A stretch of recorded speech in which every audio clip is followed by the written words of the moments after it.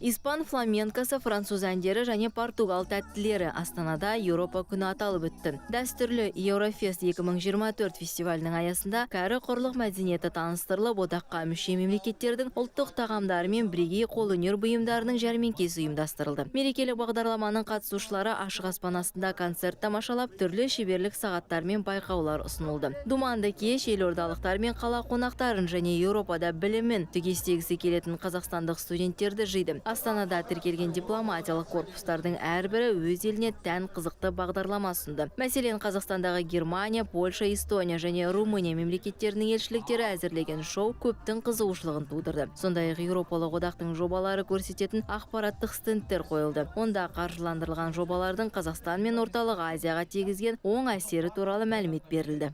Мы в этом году делаем Астану. Биыл бұл мерекені дәстүрге сай Астанада өткіздік. Енді алдағы жылдары Қазақстанның өзге қалаларында да ұйымдастыруды жоспарлап отырмыз. Өйткені Қазақстан мен Еуропа елдері арасында тығыз әріптестік, достық қарым-қатынастар орнағанын басқа да қалалардың тұрғындары білсе дейміз. Қазақстандықтардың Еуропаның үздік жоғары оқу орындарында білім алып, бірлескен бизнес жүргізгенін қалаймыз. Туристік бағытта әріптестік аясы кең. Еуропалық жиһан кездерде Қазақстанға саяхаттап, тамаша елмен таныса алады. Тоже приехала и увидела прекрасный Казахстан.